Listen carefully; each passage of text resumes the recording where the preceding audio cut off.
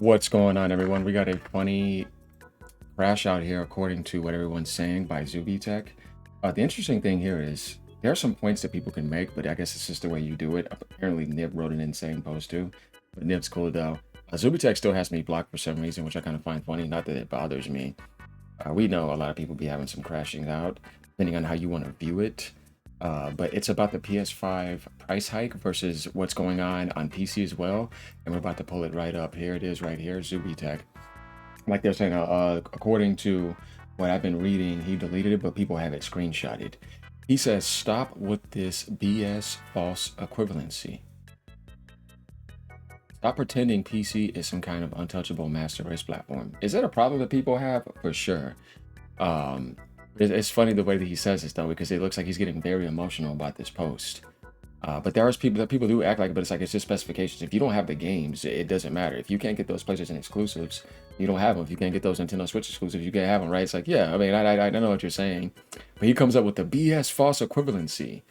And then he says, LMAO, stop acting like Steam can't do the same. Oh, I mean, Steam is fine. These days, PC is just as flawed. 1800 GPUs. No, PC is the worst right now. Not necessarily if you have a rig and you're having a worse experience, meaning more about affordability. It's insane. It really is. But he's just going all down here. This is all funny. We're going to read some comments too. But it's flawed 1800 GPUs. Hey man, some of them are more than that, man. It gets ridiculous. NVIDIA's delaying all sorts of GPUs. Yeah, I mean, NVIDIA's the worst. Everybody knows that. They've made all this the way that it is on top of these RAM manufacturers and all that, the bastards. Getting rid of AIB's support. 8GB GPUs. Once again, we've criticized NVIDIA heavy about that for a while. I've seen pages like Alex's do the same thing, and tons of other people was like, why are you stingy with your you know what I mean, your VRAM? You should be, nothing should be under 12GB, you know what I mean? Like, but doing that is just absolutely ridiculous.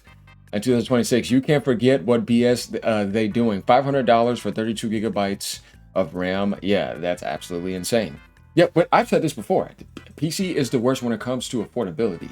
And people are trying to get to a point now with some of these arguments that if you're going to just go this far, you might as well get a PC.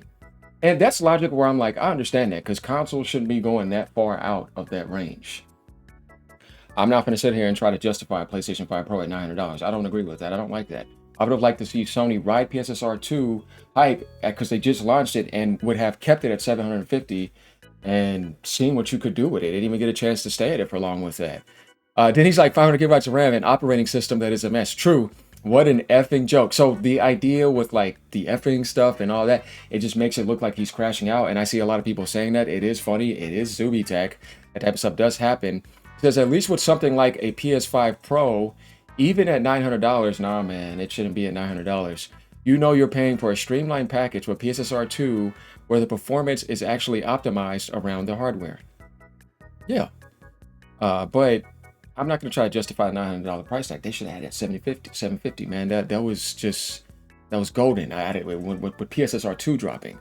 It's just like, no, man. You don't need the $30 stand to make PS5 Pro work. Nobody's talking about that, or even the hard drive, because most people are digital anyways. Stop adding it. Pump the price. This is actually funny. You can tell this guy's emotional too, because like I say, he still has me blocked.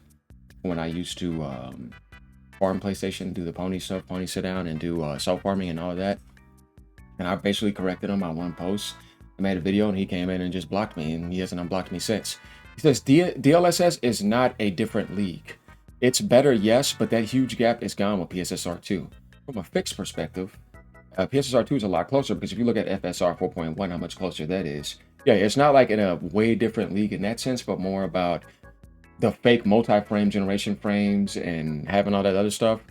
It puts yourself in that league like that. But then again, PSSR 2 is definitely close to gap for sure. In their second attempt, what an insane feat by Sony. Well, they're doing a good job, but they had help from AMD big time to make that gap close like that. So to him, I think he's so bothered by PC gamers basically saying what they're saying that he had to make this post and go off. He says PS5 has a PS5 or PS4 backwards compatibility lock, basically. Some PS1, PS2 games, and PS6 will be 3. True. Yes, PC will always have more. Second, don't even forget PlayStation Plus has free monthly games. Be fair and mention the facts. We have to pay for it. But I mean, yeah, they do add that service. They're the ones that started that, whereas Microsoft is charging for online. Either way, I mean, that's still funny. Like when it comes to backwards compatibility lock, it does matter. But I tell you what, if that thing was ever such like something that was huge, though they said that about PC, because I have a bunch of shovelware, then that would have made the Xbox console sell a lot more. But gamers are not looking for backwards compatibility in a huger sense like you think, because it was never a system seller like that. But it was a nice bonus to have. And it's something that Sony has improved upon too as well. And even Nintendo finally joined in. But you see, they sell the most, and it really wasn't really about that. No, it's about what's the point of me getting you a new device?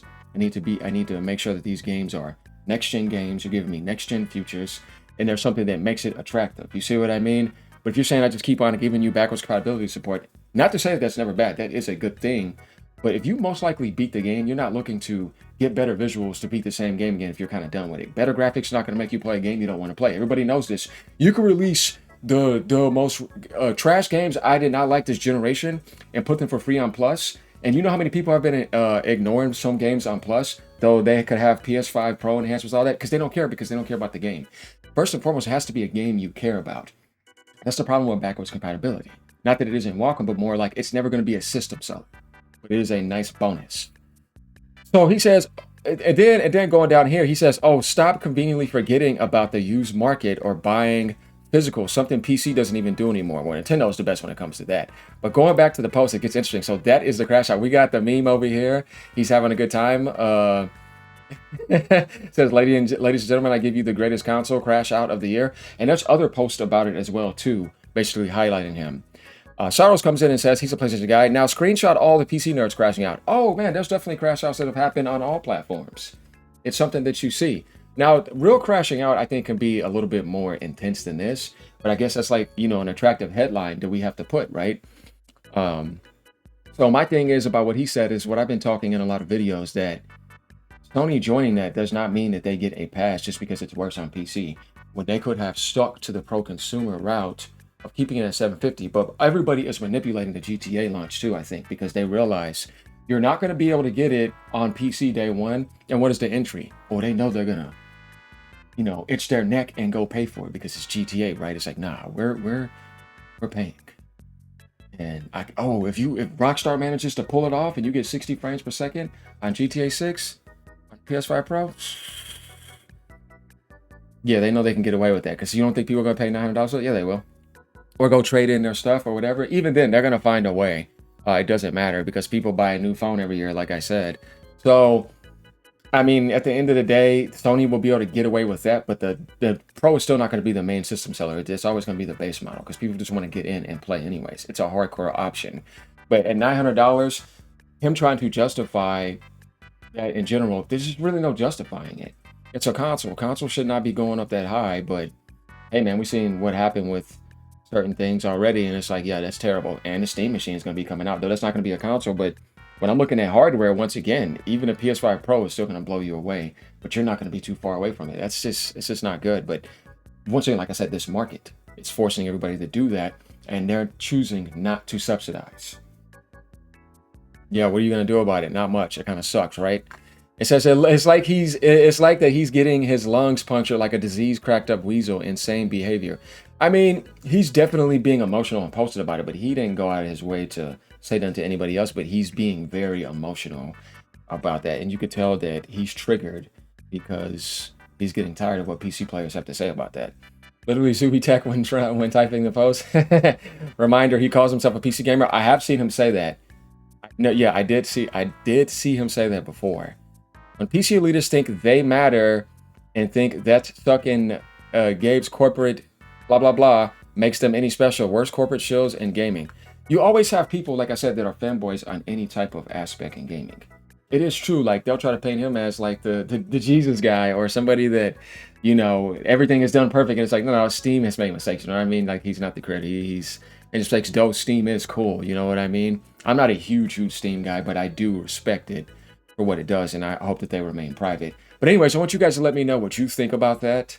Just someone can't handle the truth is just a fact. Honestly, he has some good points, but his way of going about it makes it look like he's crashing out doing it. It's almost like you can come explain something to somebody instead of raging at them and explaining it to them. Though you could have good points, but when you do that, that's not really the case. Later, y'all. Keep on gaming no matter what platform you're on. Peace.